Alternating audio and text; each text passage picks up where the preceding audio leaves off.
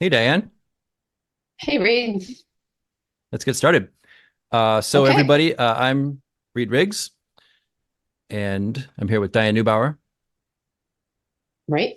Did Yep, you want to say something about ourselves? That's been sure. a Let's do typical that thing, just in case somebody just picked up this episode for the for topic or sure. something.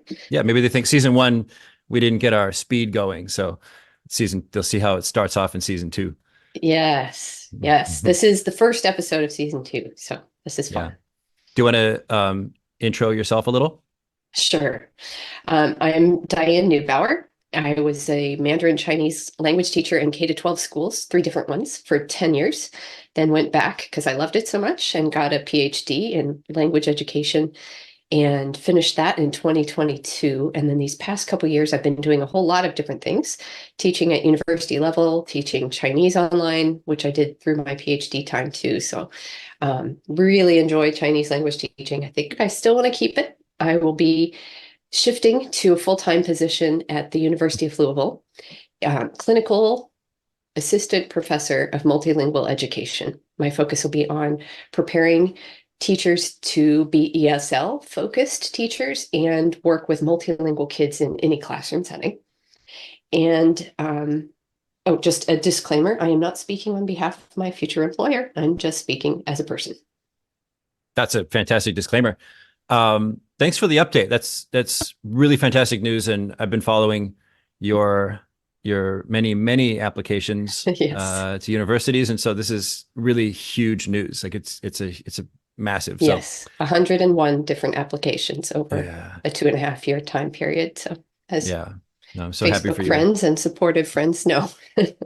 You have good So things to yeah, it was offer, a and long time. I'm excited to see what you do with that Well, program thank there you. as I think well. it's going to be a great new step, and I like the folks I get to work with and the people that I'm going to get to help train. I really enjoyed teacher education, both in the informal setting at conferences and then at university classes that I've been teaching. It's been great.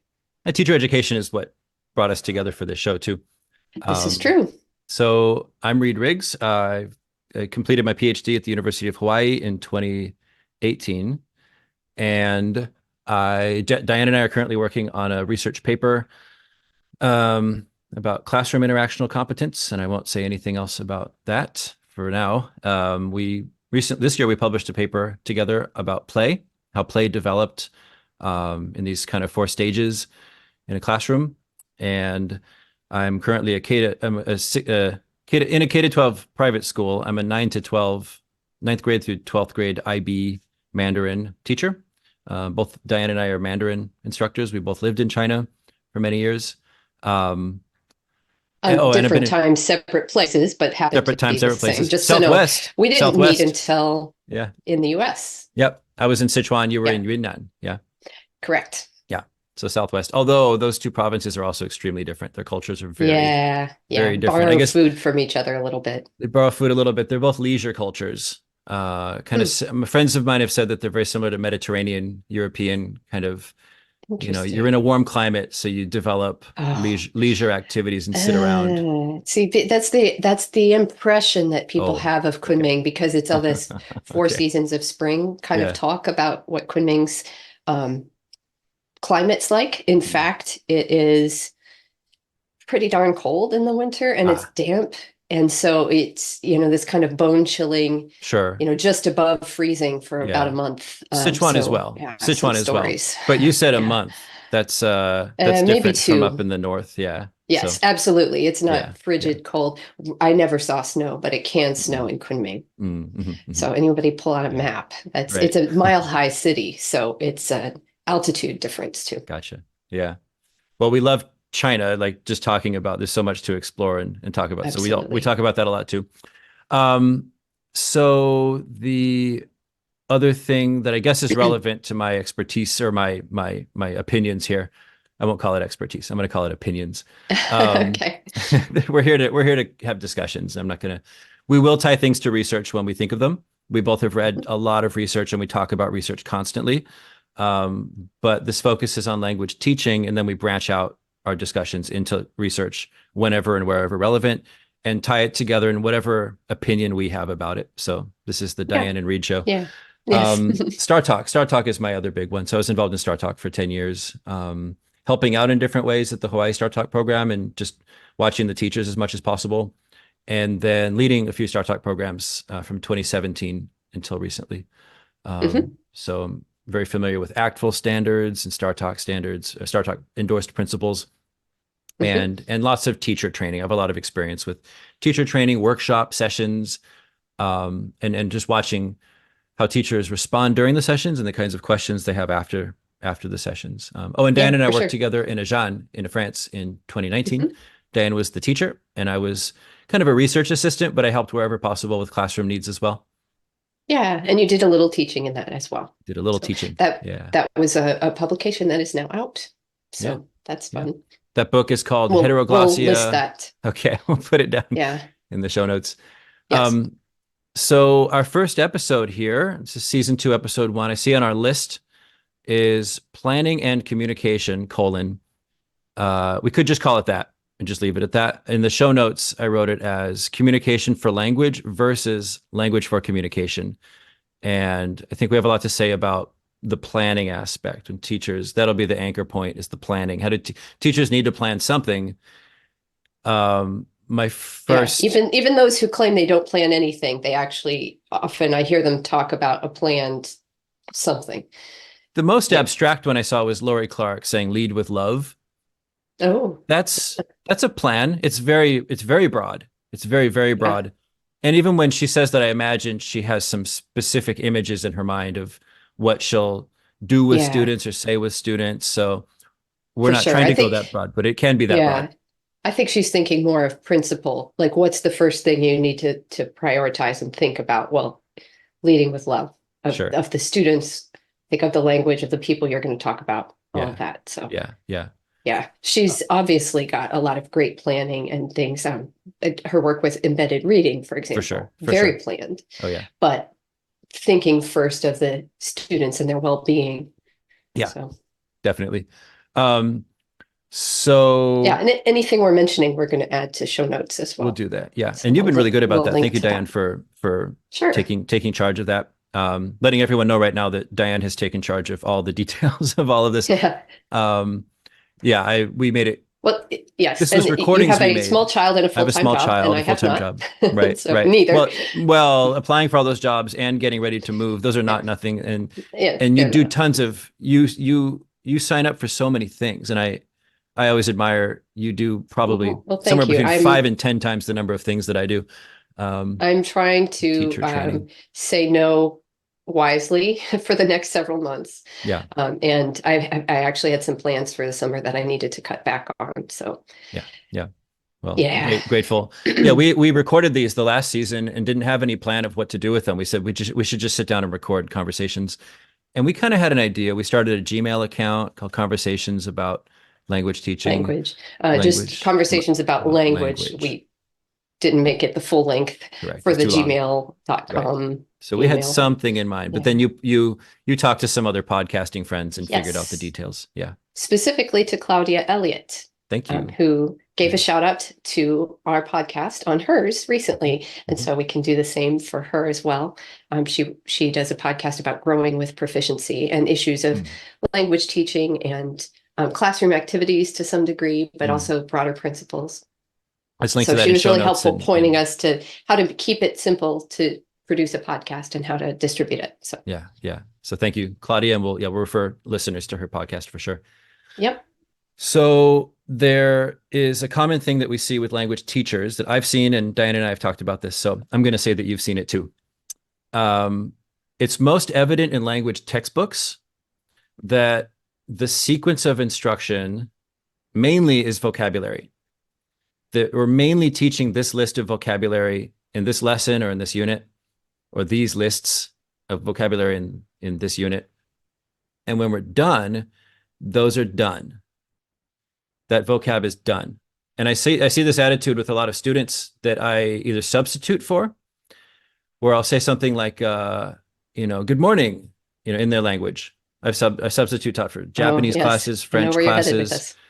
Yeah, but it's for a lot of different things. Or I'll ask I'll point to a picture, or try picture talk, and I'll point to something and say, what does he have? And the students will look at me like, blank faces, and I'll say, okay, well, what did he have? What am I asking you right now? and they'll say, I don't know. Like they don't understand. Or that simple greeting, like, hi, like, good morning, nothing. 早上好, nothing, no Mhm. response. So I'll say, okay, well, what does 早上好 mean? And they go, I don't know. So it's always that same response. I don't know. I don't know what that means. Yeah. And then I'll say, oh, yeah, no problem. It means good morning. And then they'll say, this is the key phrase. Okay, this is where you're going. Yeah. They didn't understand it They first. I didn't didn't understand expect it. that part of it. They didn't Hmm. understand it. And I know that they've been studying before. And if they said, oh, okay, thanks. Or like, oh, okay, 早上好. It's often my new students who haven't had Chinese before or that are coming up from a different grade school, like from elementary school up into middle school. I've been subbing sixth grade this week. They're very open to what I do. And ninth grade is coming from middle school into ninth grade, and they're often very open to what I'm doing. But it's within a school level that I'll get this response. And here it is. They say, oh, we already learned that last year. Oh, we already learned that 3 years ago. Right. So they're rejecting it. Yeah. And it's this Yeah. mindset that they've been trained, not purposefully, but the sequence in which they've been taught has trained them to think, we finished this, then why would we look at it again? And it's a big Yeah. problem with sequencing your curriculum in terms of language, that when you say, we've learned this vocabulary list, now we're on to the next list. And then there's this kind of Yeah. double expectation where teachers are like, no, no, no, you need to use the new words. And then when the teacher uses an old word, usually a word from an old unit or list incidentally, the students are like, I don't know what that means. And the teacher says, oh, come on, you already learned that at the beginning 3 years ago. How do you not know that? And Mm. so this is one of the main problems of sequencing things in terms of language.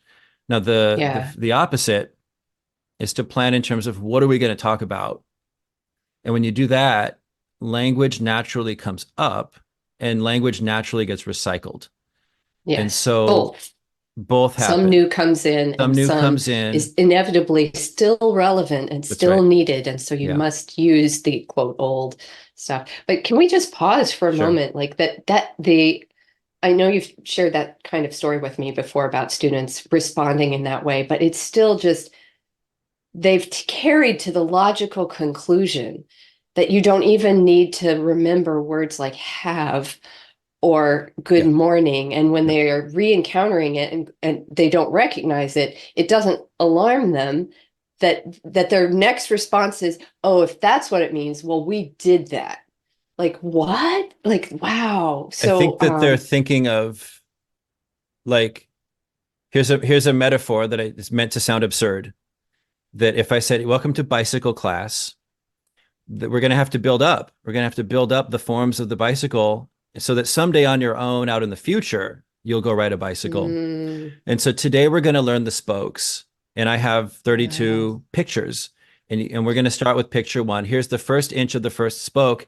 And our quiz on Friday will be each inch of the first spoke.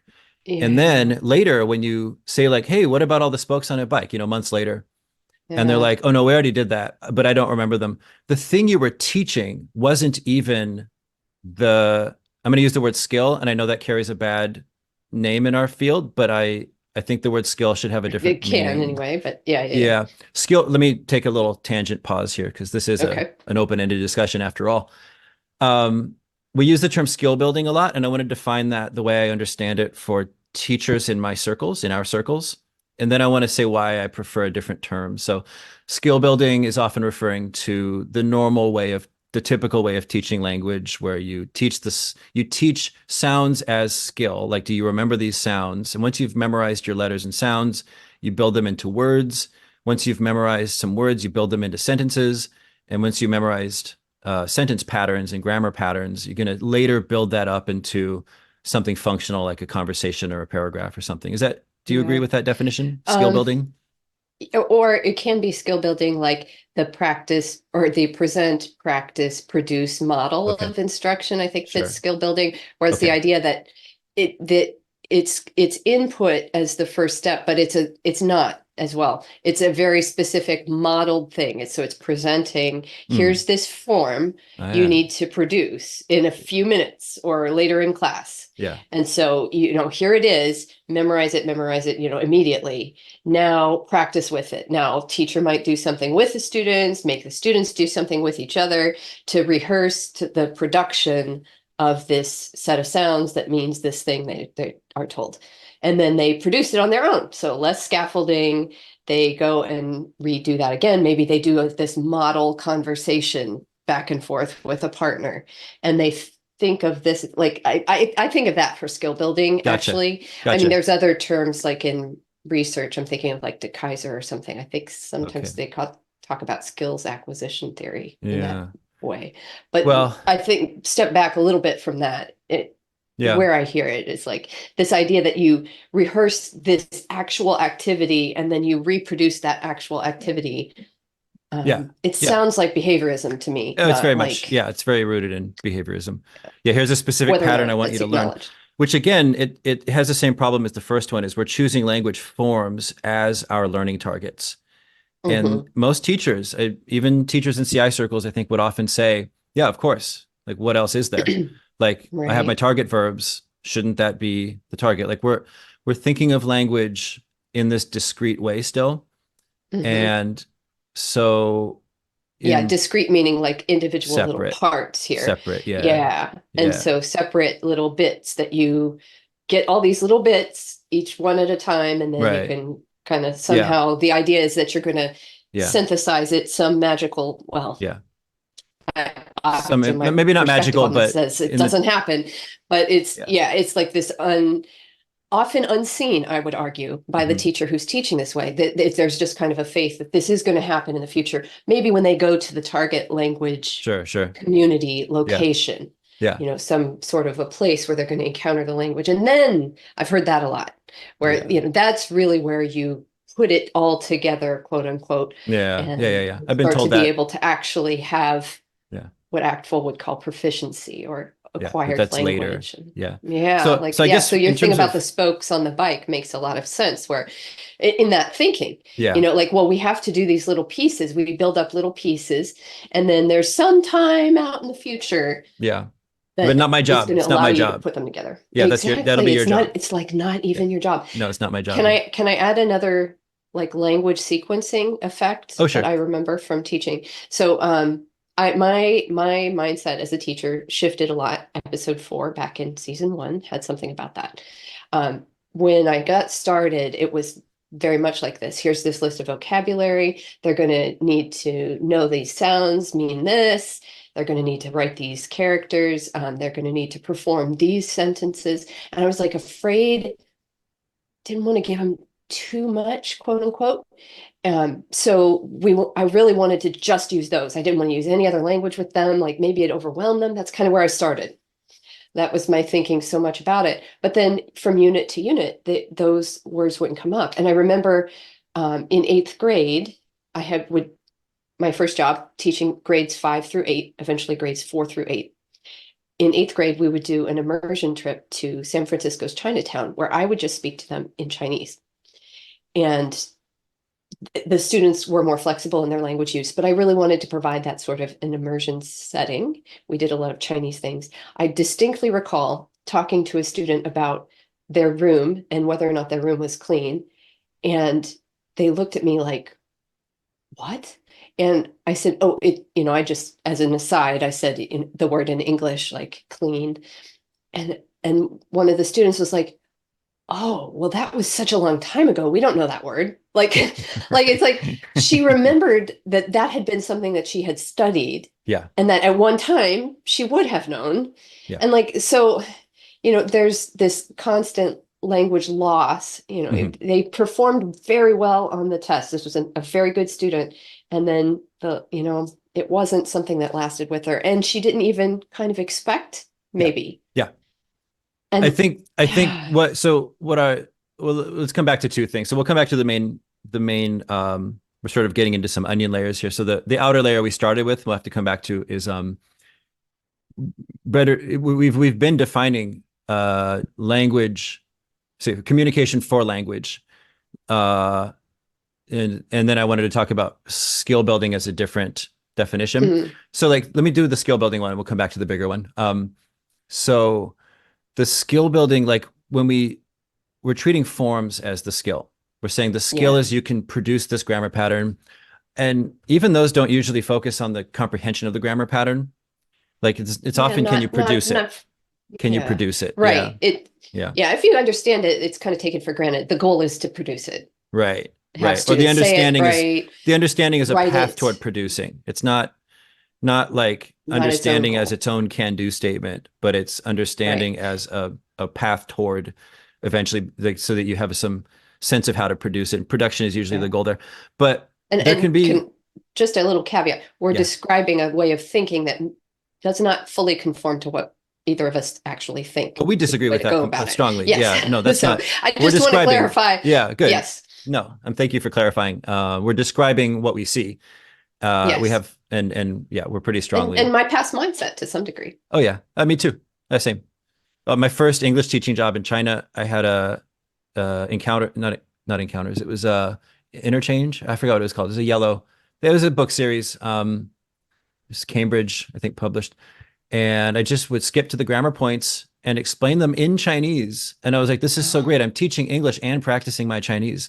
This is so great." yes. And Uh, what an embarrassing story to share now. Um, so okay, so that's treating language forms as the skill, really language forms production as the skill. So that's what skill building often is. But yeah. whenever I mention I want my students to build skills, that term can invoke that concept of like the what we call skill building. I have other skills I want my students to have. Circumlocution, like if they don't know a word, that they can use whatever words they can think of to try to get at the meaning they're trying to get at. It's a communication Yeah. skill, but there are lots of communication skills, and those are the kinds of skills I'm talking about. Can they order drinks at a boba shop? Like Hmm. you can these very narrow can do statements. I would call those all skills. They're just communication skills. Sure. Um, so I use the word skills a lot. There's also little micro things like when they're reading, can they keep track of context? Hmm. That's a skill I want my students to have. And I think what Yeah. happens is when students haven't experienced communication, which is really typical, like really, really typical, that there's practice, there's sort of this fake communication, but I'm talking Yeah. about something where the learner has some space to make guesses about what's being talked about, like the topic that's being talked about, or the pragmatic move, the move, like is someone asking you a question where they have Yeah. a chance to think, I think based on context that this person is asking me a question about X. And then it's confirmed or not confirmed or negotiated. I went to Mexico with family and we went to a little taco shop on the corner, and my cousin ordered some tacos and it was a little disfluent. It was a little kind of broken up, but he got the tacos. I didn't think much of it. I just was happy we were in Mexico. This is about 7 years ago. But then afterwards, he was just beaming and smiling. And he goes, I took 3 years of Spanish in high school, and that's already like 8 years ago. This is my first time I've ever actually used Spanish. He didn't Wow. know what using it was. That's what I think it is that students Yeah. don't know what language use is because they haven't experienced it. And to them, Yeah. it's like math class. It's like history Hmm. class with facts. It's like the teacher told you to do it. And so you do this micro thing, but they Right. haven't And actually you experienced practice a little interaction. bit. Yeah, like actually using Yeah. the language for some kind of open-ended interaction.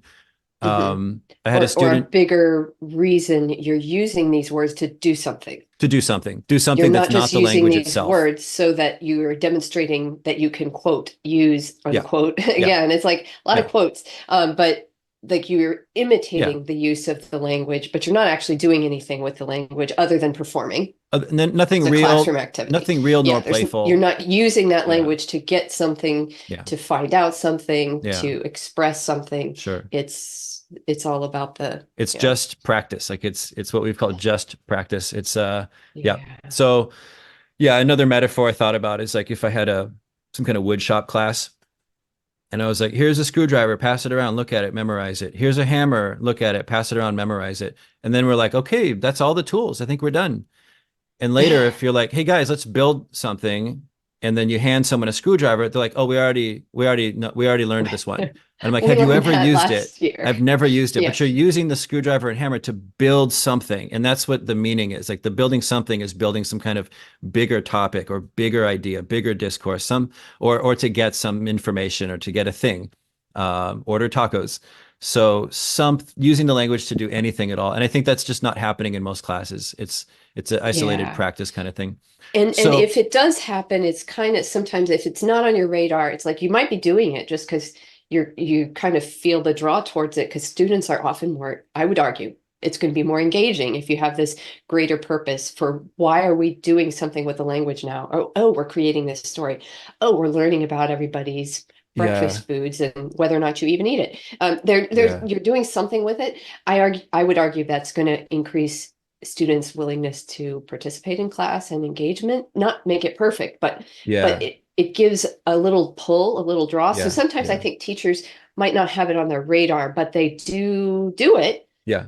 maybe without realizing Mm. because they see the response of their students I and would they say want that. yes, with the exception of students that I've had Yeah. that were too far along the Too other way. deeply enmeshed in this idea of I need to just learn all these little I need bits, to, perform them for a test. yeah, it's like I'm busy in That's what I'm school. here I for. have too much going on. I have a system that worked before you came to be my new teacher. My system was to wait until just before the test, memorize whatever I need to memorize, finish my test, get high grades. And that should mean that I'm good at Chinese, at least by that measure. And so then when I would do free writes in class or try to do picture, kind of, discuss a picture or even just simple greetings, I'd get these like groaning non-responses. They just get groan and turn Right. away, or they put their heads on their desk and sleep. But part of this is sort of COVID at home effects. Yeah, I think so. That's part of it. But Yeah. yes, yes, and I would agree. I think in transitioning students out of high school from a more textbook based, more Just learn these language discrete forms language based, forms yeah, based. Yeah. yeah, perform it for now, and then we'll go on to another unit that doesn't really connect all that much, and there's no reason to keep Yeah. deeply using previous learning. It's when Yeah, they're they successful at too. it. They were Yeah, the successful at that. successful students were the ones that had more pushback to me, wanting to be more Yeah. interactive in class, For you. wanting Yeah. everybody to be listening all the time, because students who are really good at that little discrete language pieces study and memorization and production for a test or a performance in class even. That could be very frustrating to them when all of a sudden now we are trying to do something with language all the time. I Yeah. would say it's even more rigorous Yeah. to be doing that. Well, I would add to that, there's a kind of double conflict or double constraint that happens at the upper levels where if you say, okay, you guys aren't understanding anything I'm saying because it's been 3 years or 5 years, or for my seniors last year and my seniors this year, well, my seniors last year, it had been, they started in pre-kindergarten Chinese. So Wow. they'd been learning for like 13 or 12 years or so, 12 or 13 years. When I say, okay, you're not understanding anything I'm saying, which makes sense because you haven't seen these basic words in 13 years since you were Oh, wow. 4 or 3. Yeah. Yeah. How could you remember? You haven't seen them since. And I get frustrated when I'm like, I ask them, 可以不可以?可以吗? And when you're outside in the world, when So you're that, watching Chinese just to communicate, clarify, 可以that one's means like, oh, there can. you go. Yeah, 可以 means can. And it's used All the time. extremely frequently, Yeah. Is like this okay? everywhere, Is this all the all time, right? everywhere. Is this Yeah. okay? It's okay. It's can, but it's used also like, okay, is this okay? It's okay. It's like everywhere. And so when my students are saying, oh, I've been learning for 13 years, and then I say, 可以吗?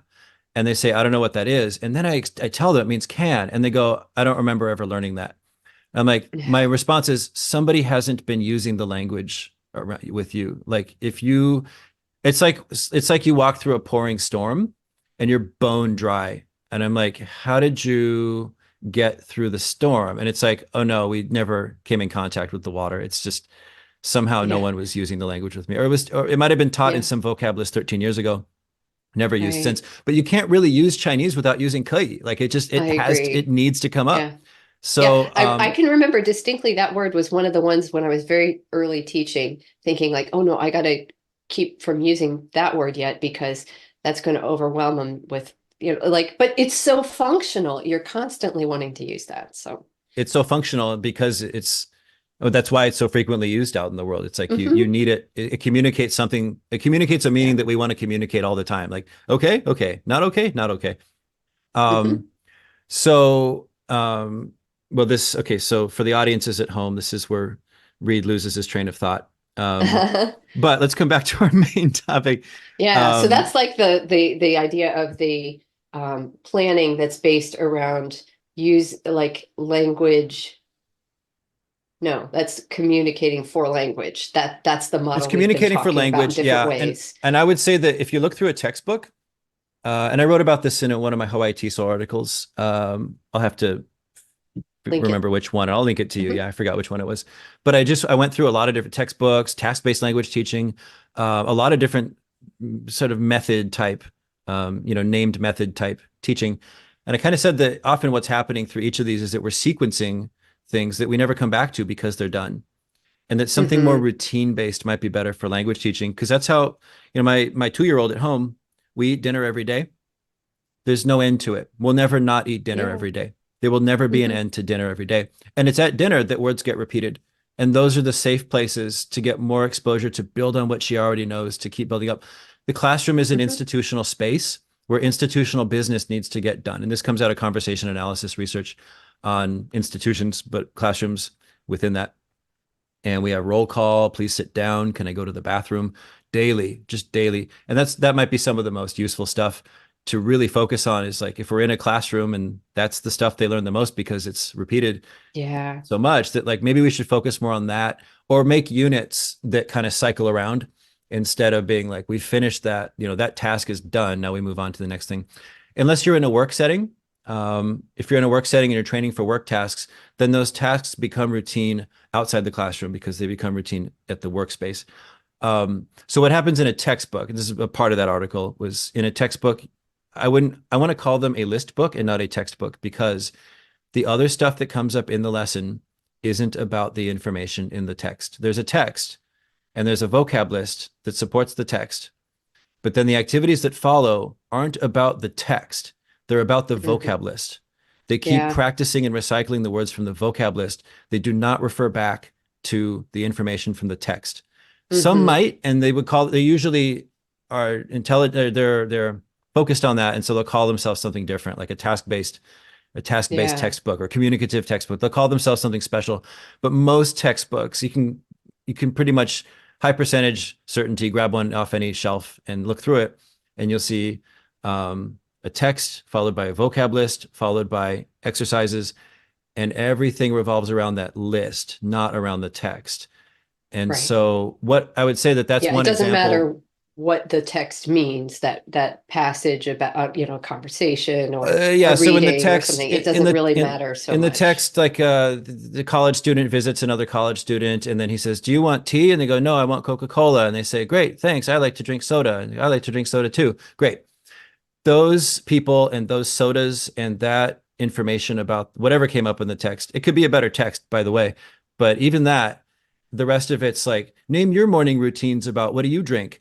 uh it's like, apply it to yourself, now apply it to this other situation, now apply it to this other situation. Now what are we applying? The vocab list. It's the vocab Yeah. list that's the center of the unit. Yeah. And Not so, not so and so liked Coke, so yeah. now we're going to do XYZ with it. Yeah. Yeah, about him liking Coke. What else does, yeah. If he likes Coke, how healthy do you think he is? We could do other things about that person in that text. So Right. to me, like a better textbook, instead of being communication to serve language, so that's what I call that, communication to serve language, that it's language to serve communication. That we're starting with a set of information we want to talk about, and that's coherent, that throughout the Hmm. lesson, and I really ideally across a whole book, or get rid of a textbook if you want, and then in your classroom, the things that we talk about have connection to each other in their meaning, in their Yeah. information. And then whatever language we need, we use that. Now, it doesn't mean you talk like native speakers all the time. You can still scaffold. You can still use kind of a skeleton of language, just a little bit of language to talk about a whole lot of things. I've Yeah. been doing something with a kind of a remedial student of mine where I just keep on post-it notes drawing a stick figure. And then I say, Ta Jiao Shema Mingzi? What's his name? And he'll give him a new name. And then I'll ask very similar questions about him, about the last prun. Then a new post-it note, new stick figure. Ta Jiao Shema Mingzi? What's his name? Make a new name. And then we'll use that information to write up a text, and he'll read the text. I'll have him copy some things. We'll add a little more to the text, and he'll reread the entire text. I'll ask him questions from the text. But what we're doing is like really building up something where the information we've talked about remains relevant. And I think that that's a Yeah. key part of communication, is that if I Yeah. say, Diane, do you have a cat? And you say, no. And then later I say, Diane, do you have a cat? And you say, yes. We're Yeah, not communicating. What happened to what it does is it means that the first information you shared, that you don't have a cat, wasn't it really didn't matter. information at all. It was Right. just saying words. It was just Yeah, practicing sentences. And that's too yeah. common in classrooms. Way But too common. I yeah. have an anecdote.